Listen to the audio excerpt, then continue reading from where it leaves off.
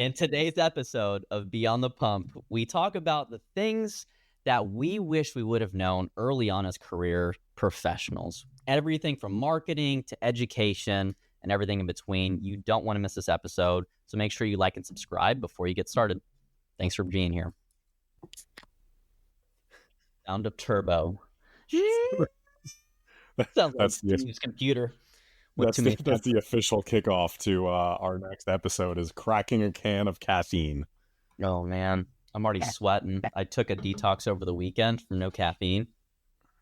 Definitely felt a little depressed with that one, but one cup got me going today. I'm actually pitting out a little bit. No one can see it. You know, you say that. Meanwhile, I have caffeine, and I'm just like, I like my life better. It makes it more enjoyable, for sure. I don't think Brandon's a crackhead, though. Are you, Brandon? I am. I just don't, It doesn't affect me. Like, I can do a gram a day and, like, completely get off it the next day. But it doesn't affect me. I don't have withdrawals. See what I'm talking about here? One day. He said one day. Give him a week. It took me 3 days. 3 days, and I was off of caffeine. When I was doing my bodybuilding show, I didn't know about caffeine tolerance at the time. And so I was taking pre-workout. And I was like, oh, I'm not feeling this anymore. And this is like the Dr. Jekyll, I think, at the time. So I just started taking that one. It's about 350 to 400 milligrams. But this is my work also just started selling Bang's energy drinks back when it was still in the black can. And it was like, I don't even know why we have this. I had to go to the vitamin shop to buy these. So I'm taking 2 Bangs at work. And I was a part-time worker at a call center. So 4 hours, I was taking 300, so 600 there. I got to get my cold brew, so I'd get cold brew maybe once or twice throughout the day. And then I was scooping about a scoop and a half, 2 scoops of that pre-workout. So I did the math. Oh my God. Yeah, afterwards I was averaging about 1.2, 1.5 grams per day. Yeah. But I was using it as an appetite suppressant more so than anything, and just the pre-workout was my energy thing. So I was using caffeine as like an appetite suppressant and as my energy stimulant in different parts of the days. That was before I knew caffeine tolerance, and that was a thing. So now, good God, now I average out 500 to 600. All right, so a Bang and a Celsius. It's not. I'm gonna go back to 500 to 600 a day for a little bit, Andrew. Listen, to get this thing up and running, I am A-okay with that, Steve. We'll just watch your HRV just skyrocket.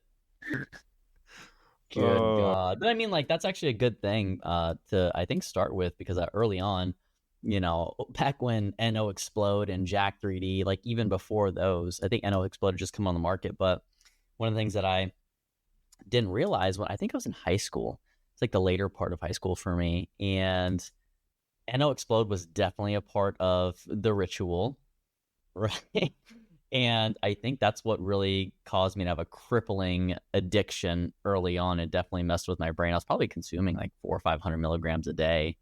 And, actually, now that I say it out loud, into the evening, and probably responsible for a lot of my sleep disruption. But I think if I could go back, one of the things that I definitely would have stopped myself from doing, not even started, would be working out and getting used to not having that caffeine addiction, because there are a lot of benefits to not being on that, especially if you work in a high stress environment. But supposedly it also helps with anxiety, so I guess it's devils in the dosage. But yeah, it's my first thing. I mean, don't be a crackhead. It's funny, I never thought I had a caffeine problem until you told me I had a caffeine problem. And then now that I'm off caffeine, I'm like, no, I actually think I function like that's just part of my fuel, but I think I'm wired a little bit differently.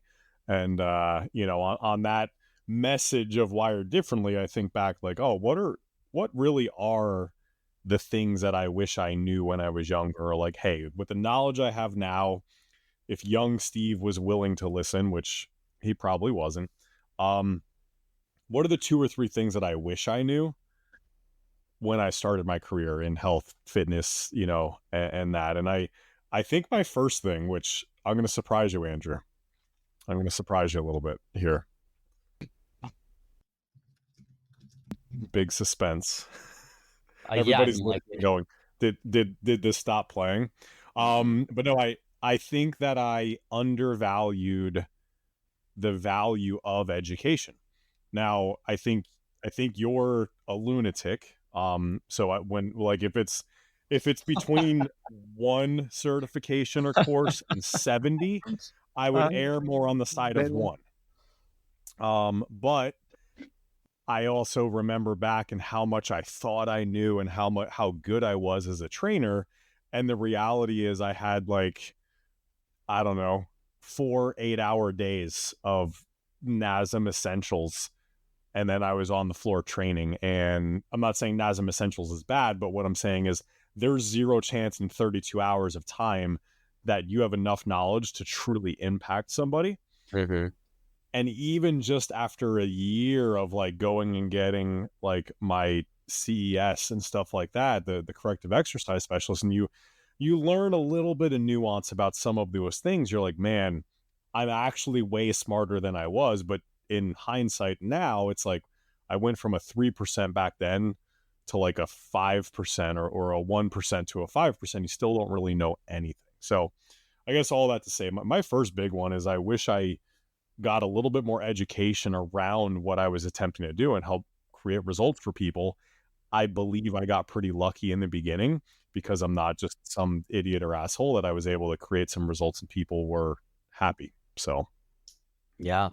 Well, and it's kind of funny because I'm on the opposite end of that at this point. Going back, I would have definitely grabbed myself by the face and like, listen, you insecure little man, it's going to be okay.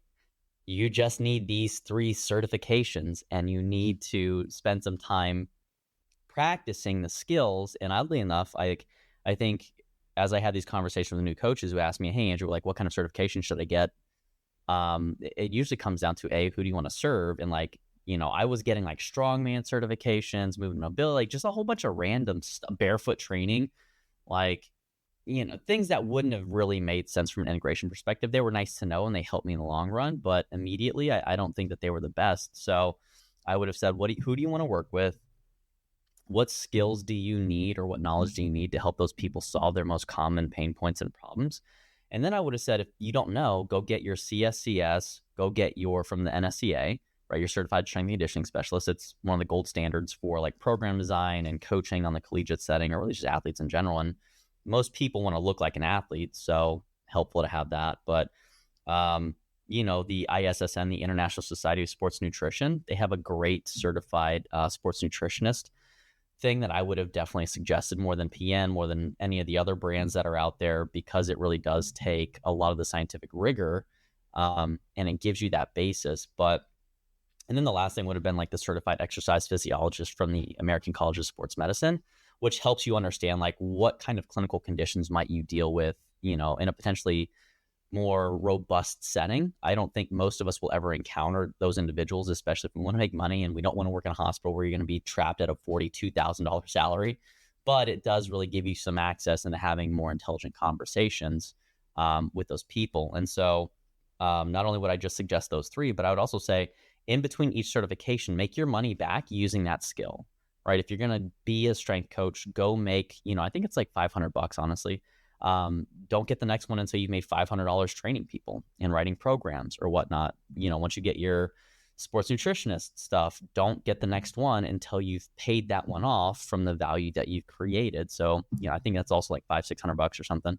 But, go do like 50 nutrition coaching sessions and then, go and move on to the next thing versus go get everything and figure out how all of it pieces together, because that gets really messy really quickly without a mentor to help guide you and be like, hey, dude, you need to chill.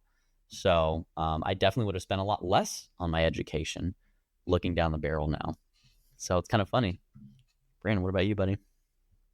Yeah, I think if I don't know what side of the spectrum I am with this, but I think for myself, it would have just been to do something and get certified. Because I got into the whole paralysis by analysis thing where I was looking at the CSCS, like that certification. I was like, okay, well, I'm getting a degree right now.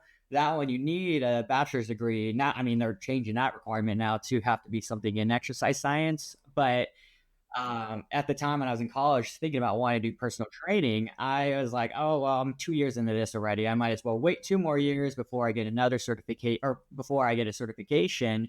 When in reality, again, I didn't even really know who my population that I wanted to work with was. Fortunately, I did end up getting to train people for a little bit right before COVID. And the gym I worked at, they had their own like certification process. So I told them straight up, I'm like, I don't have any personal training certifications. Is that okay? But at this point, I had probably, I don't want to toot my own horn, but I'm gonna anyways. if you looked at everyone that worked at the gym, Oh, he's an elitist. I love it. I'm just gonna say, like, yeah, that guy looks strong. That was me. So with the fitness industry too, I mean, there is that whole like, I mean, that the gym I work for, they even told me they had to let someone go because they didn't necessarily look the part. Which is, I mean, I don't know, maybe 2024, so I'm canceled. But but yeah, and so that's something I'm still not even certified in personal training except through that gym's um, um, their certification process. But I gravitated away from wanting to do personal training more into that nutrition side of thing. And yeah, it was like, okay, cool. Yeah, I'll get a nutrition coaching certification. And I mean, fortunately, it helped me out because I did get it for free when I did this internship with this company in the past. So that was a nice little push in the right direction. But I got it while I was going through my dietetics program. And even then, I was like, did I need to do the dietetic program if I was coaching certified? Granted, now I do want to work with athletes in the future, and a lot of them are requiring a dietetic credential, and I kind of also want to work in the hospital setting. So even that requires a dietetic credential. But with all that to be said, yeah, it really, I just kind of, I guess I got lucky, and that's kind of the populations I did want to work. Because when I was going through school, I was like, I don't want anything to do with clinical. Now it's like, actually, this is really interesting. I actually really do want to work with this. But if I was starting over again, and I actually got to see this too with some of my schoolmates, they went into the dietetics program first time going through school at 18, and they 4 years later are like, I don't really know if I even want to do this. I didn't know what dietetics was. I signed up, and so yeah, if they want to do something in nutrition, maybe test out the certification process. One, it's thousands cheaper to kind of get your feet wet. And then two, yeah, you can kind of narrow down who you want to work with. Like, oh, okay, my certification, I can work with general pop, but I do really want to work with people who are diabetic. Okay, I do need to go to school and get that. But you wouldn't know unless you try, but instead of trying to make all these financial roundabouts and spending money. Hopefully this is the right answer. But yeah, so I mean, luckily we got it. We all got it toned in. But I think for myself, if I were to go back, it would be to just start, just do it. I still struggle with that. Just put your foot out there, and just see what you can learn from. Because the best lessons are learned from your biggest mistakes, or lack of mistakes, I have to say, which is one of mine right now. It's funny as you say that. I'm like, maybe I wouldn't really change anything about the education piece, because if I kept studying more, then I wouldn't have done the things that I've been able to do, maybe to the extent. But at the same point, there's that level of like, I wish I knew a little bit more, because I had this false confidence that probably wasn't ideal, maybe. But I think the second biggest thing that would then come is being able to leverage and build attention. Okay. I never really prioritized that until honestly the past year, and that's one thing that it's helping now when like I have a message I want to share or something like that. I have people that see that message. But if I had done it 10 years ago, 15 years ago, it'd be an entirely different game for me with having that. So it's just something, there's no cheat code way to get there faster. There's ways for it to help, right? And my hack is I'm going to go fly somewhere and I'm going to meet people and I'm going to create relationships, and that's my hack, right? It's not easier, it's not cheaper or any of those things, but it's my hack. But if I was able to go back and start going down that road and see the value of understanding some of the basics in business development and those concepts from a marketing perspective, that is where I think, all right, if I started doing certain things back then, life would be different, or the business endeavors would be different. So that would be my next biggest thing. And probably, like, if I'm going to say an actionable item out of something today, no matter what you're doing on social media or creating your attention, go do more. So like take that and do more. It's not, you can't go back 15 years ago and study more. You can study more now. You can get another certification now. You can't go back 15 years ago and start getting your attention sooner, but you can start building your attention today, bigger, better, faster. So whatever it is you're doing, do one more, and every single week, and just like make that your next step. Yeah, I mean, I think it's really important, definitely, to, and I always think about, Gary V and how he started, like 25 years ago when the internet was new. I mean, it really is. And for people that think it's too late, it's definitely not. Better to start today versus like 5 to 10 years from now, especially with all the technology that's getting injected in there and artificial intelligence.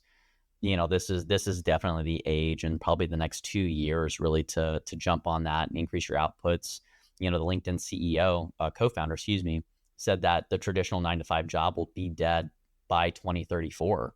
So if that doesn't light, a fire under your ass for the people that are waiting to figure out how to cultivate attention, then that's definitely something you'd want to jump in on. And, to segue into that, I think there's a strong element of communication that people assume because we use words and because we talk to people, we're masterful communicators. And I think that, and I keep this here as a reminder for myself, but when I was in grad school, we would write these, 6-month plans, injury analysis, nutrition, the whole periodized plan. And, I've written 4 of them in my life. No one ever really finished the first table of contents. So it always came down to, as I was pursuing my master's, which was in human performance and like working with athletes and stuff, this is pretty cool, but people never tell you that if you want to coach athletes, you better have a second job, because you're going to be working with people that haven't established themselves yet, or they're going to want it for free. And again, they're like, yeah, I'll pay you an exposure. And you're like, well, how am I supposed to pay my bills? So, I think that the communication aspect of knowing how to listen and interpret what people are saying, make them feel seen, heard, and understood. That is the one soft skill that I wish I had practiced a lot earlier, versus trying to get all that education. And this is how it ties in, because I thought if I educated people more, it would make me more valuable. And it was really just covering an insecurity that I wanted to provide more value. And so I would sit there, and I thought that if I overloaded them with information, they would be like, oh my gosh, this guy knows a lot. And occasionally that was the case, but more often than not, it really alienated me from being able to connect with the people that I wanted to work with and help. And it was really frustrating because I knew so much. And the curse of knowledge, is one of the cognitive biases that once you understand something and once you know something, life is really hard to imagine. And it's almost impossible for you to go back to when you didn't know that information. And it becomes something that you assume other people know, which again goes back into the communication stuff of how do you adequately convey and get people to understand and be receptive to the things that you have to share, versus giving them too much and then leaving it up to their interpretation as a non-sophisticated consumer. So, I think that slowing down, talking things through, and leaving more pauses for them to share their thoughts, opinions, and perspectives, I think that would have gone a really long way for me to build those relationships, build that trust, and ultimately have a more successful business and not have to make $1,500 a month like I did for my basically entire decade of my 20s. So communication, not overrated, definitely the most subtle, nuanced skill that you could ever, if you want to be good at coaching, if you want to be good at sales, if you want to be good at marketing, you have to be a strong communicator. And definitely want to go through a lot of those courses and those books, if I could do it all over again. All I heard in there was you called the consumer dumb. That's what I heard. I mean, listen, people don't know if they don't have the foundational knowledge of how the body works. Everyone's Don't gonna be justify receptive. being mean to our listeners, Andrew. Don't justify it. Listen, dumb is good. Dumb means it's not willful. Stupid means it's willful. If you do things that you know you shouldn't do, right? That's you touch the stove after you know it's hot. You go out after drinking an entire night away, and you're like, yeah, I'm gonna be ready for work tomorrow. Maybe in your 20s, not in your 30s. Like that's you fucked around, you found out. So if you keep fucking around after you find out, that's stupid. Fair. Right? Fair. So Or it's everybody is consistent. I don't dumb, know. not stupid. Yeah. Well, I wish I understood that too as a kid. Nice. A lot of willfully ignorant choices. What's next on your list, Brandon? Actually, yeah, what you talked about too. I think I follow your same camp. The having to know more in order to provide more value.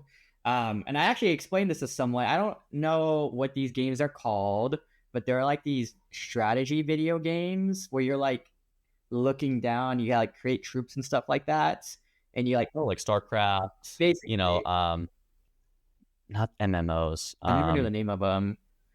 I played the Lord of the Rings one, so Yeah. really into the Lord of the Rings. Oh, Really into that. I didn't know that. That's wild. Yeah, really into it. And so I played the exact same way every single time. And I would always get super annoyed when my opponents, which are computer generated or whatever, but I would put them on expert because I was all right.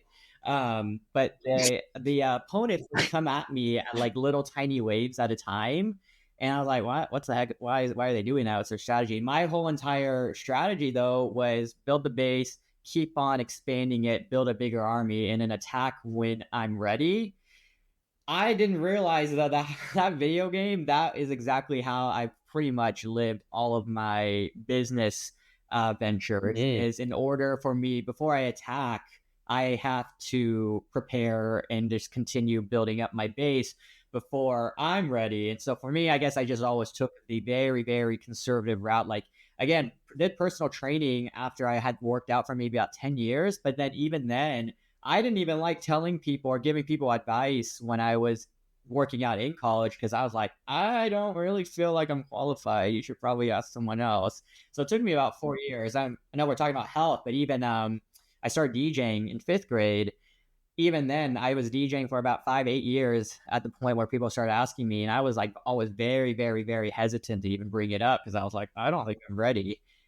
Because I kept trying to, I always felt like I had to reach a certain threshold because I'm like, people might already have these expectations. But again, yeah, kind of going piggybacking, yeah, what you were saying, yeah, people may not know, how do I don't know if I'm dumb, but kind of what you're saying. It's just like, you just put us on blast. Yeah.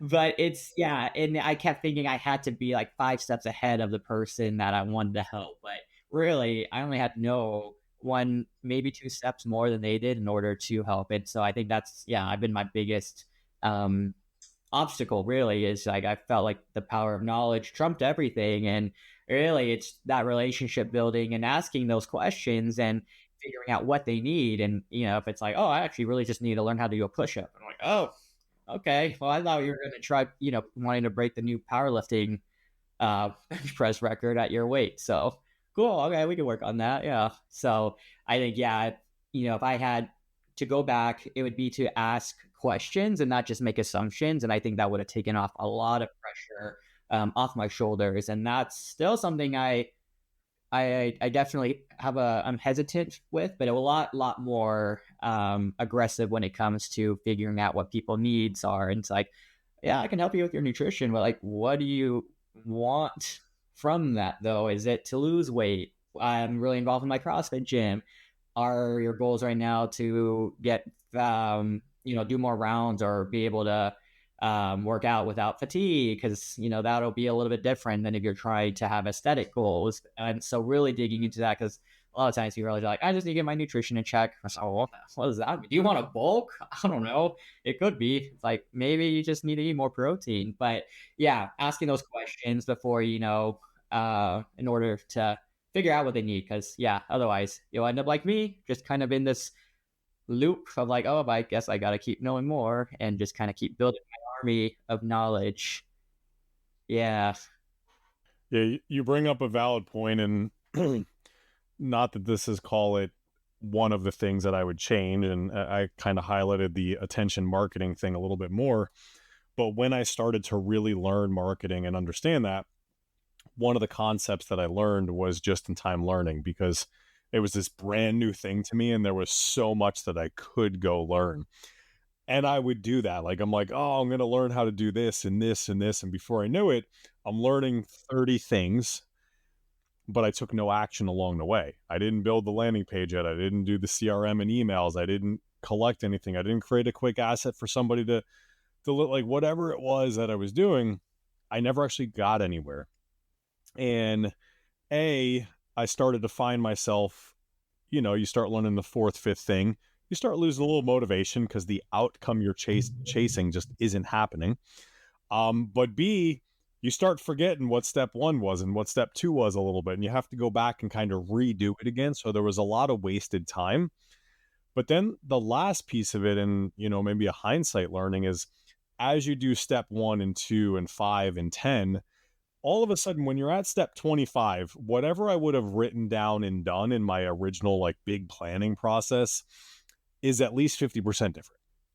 So I would have built this perfect thing that was amazing and still had to rebuild it anyway. So you really think about it, you're not taking any action and you're not kind of checking those boxes of making progress. Then you have to redo some stuff, relearn it, whatever, because you didn't push the buttons to truly learn it. And then if you build this big elaborate plan, you got to change it anyways, because things are going to just change as you go through. The amount of time wasted in the beginning was so crazy. And sure, like, hey, now to say there's perfection and you don't make mistakes, like, no, you're willingly saying I'm going to mess up. Like, part of this process is to mess up. But I think you bring up a good point with that, Brandon, where when you're learning something new and you're trying to perfect that craft, go learn by doing. Don't do stuff you're not qualified to do with people that can cause injury and hurt them, right? Like, I just want to make sure we're hearing the right message. But when you learn a skill, go leverage the skill and go do it, versus like continue to sit and wait and learn and do. Because I don't think it reinforces it at all.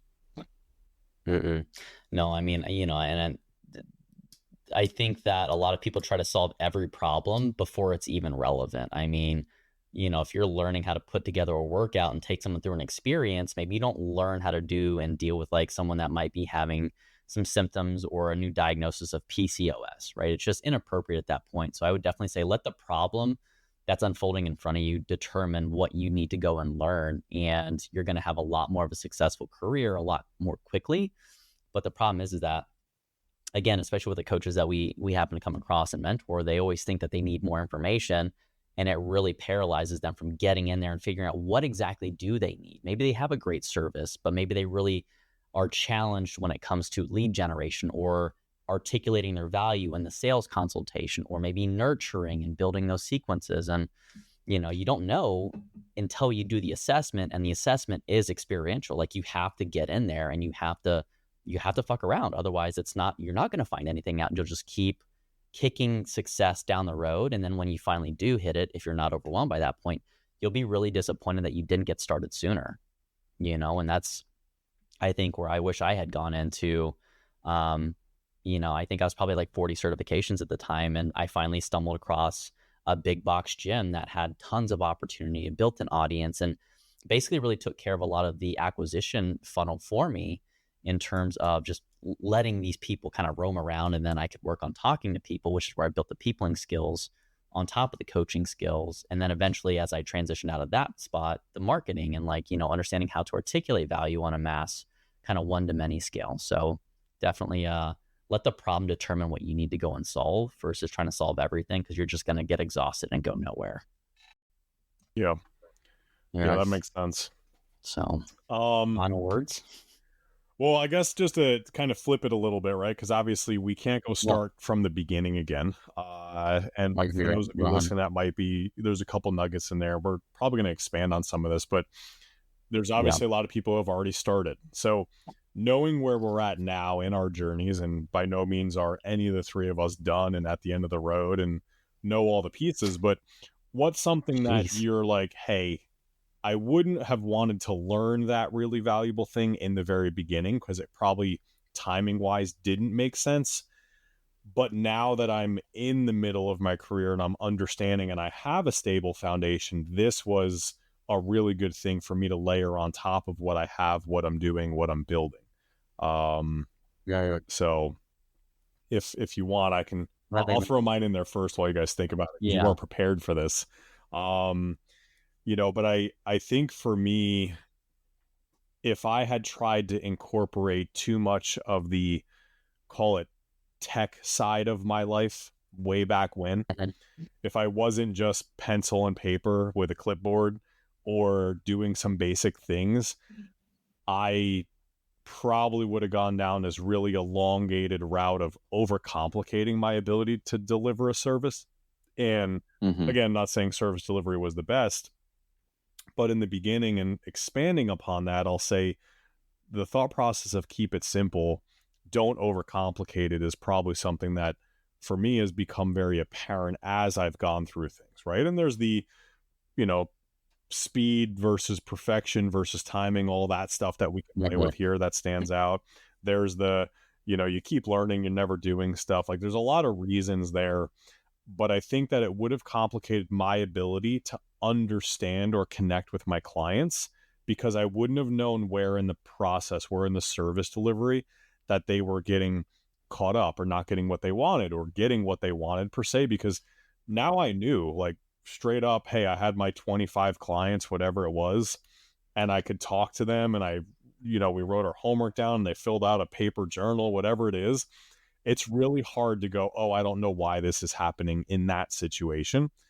So I think that don't overcomplicate it. Don't go crazy. Find the 2 or 3 base systems you need in the beginning. And once you're really good at that, collecting those feedback kind of loops, then you can start to add more into it that can potentially risk that confusion.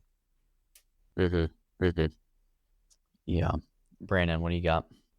Yeah, I think maybe, the overcomplication for sure. And I think it was because I always wanted it to look cool and feel cool.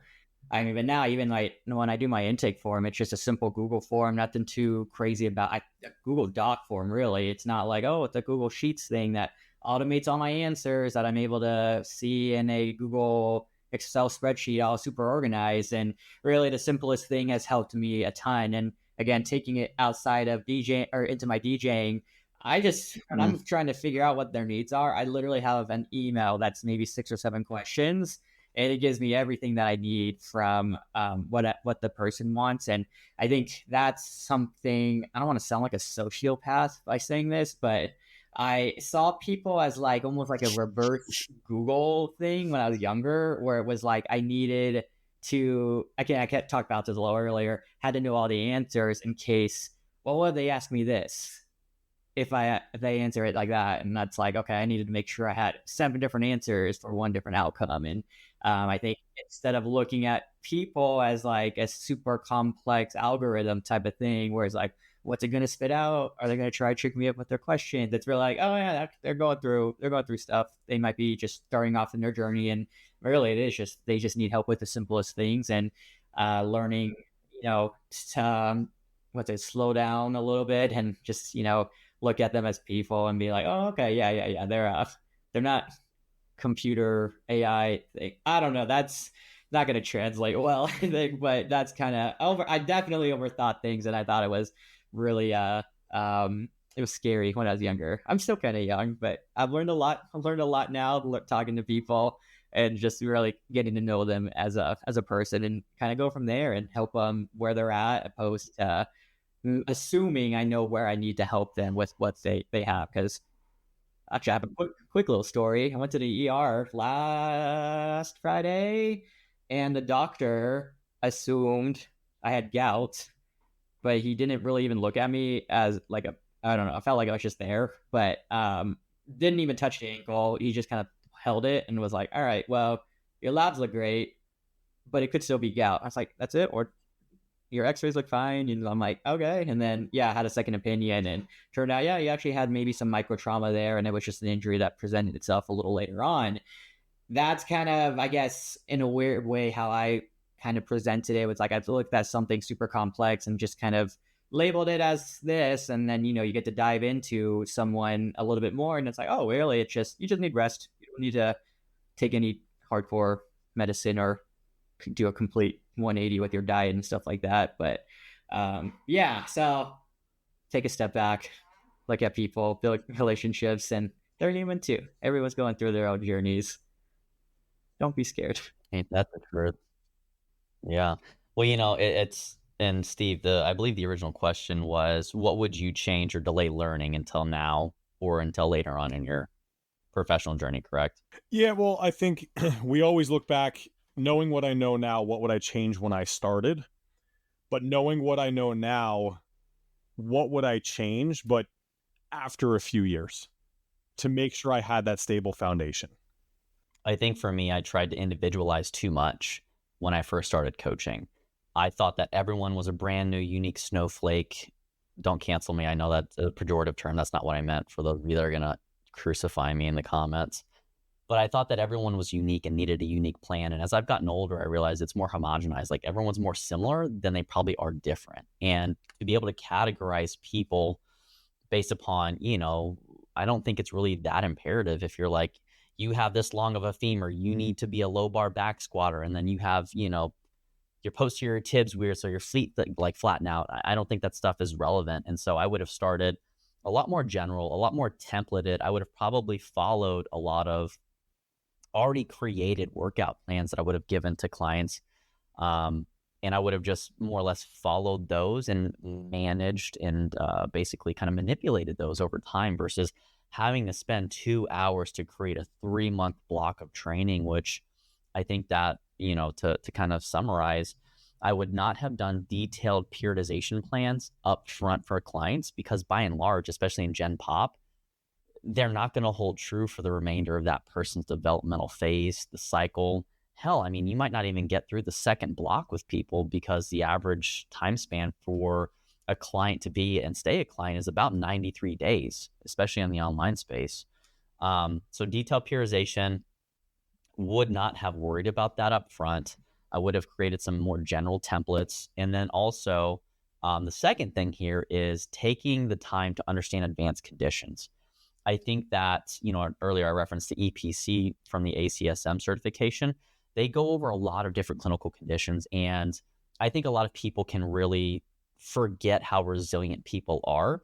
And as soon as you start to look at people as delicate, which I think the NASM CES was a great way to look at biomechanics, but it also treated people like they're fragile. And when you do that, you're not going to get the result you want, because you hold back and because you're worried about putting extra effort into that client, into that session, making maybe the intensity a little bit higher than what you might be comfortable with, because you're like, oh my gosh, they have diabetes, or oh my gosh, they have some kind of thing. Maybe they have a cardiac arrhythmia, right? And so I think that really messed me up early on, is trying to, and going back to I wish I had more generalized templated stuff, versus trying to find out, like, this person has, Hashimoto's thyroiditis, like, this is what they should probably do. And it's like, I mean, they still need to lift weights. They still need to go and be active. They still need to, manage their caloric consumption. Those things will change a little bit, but by and large, people need to lift weights.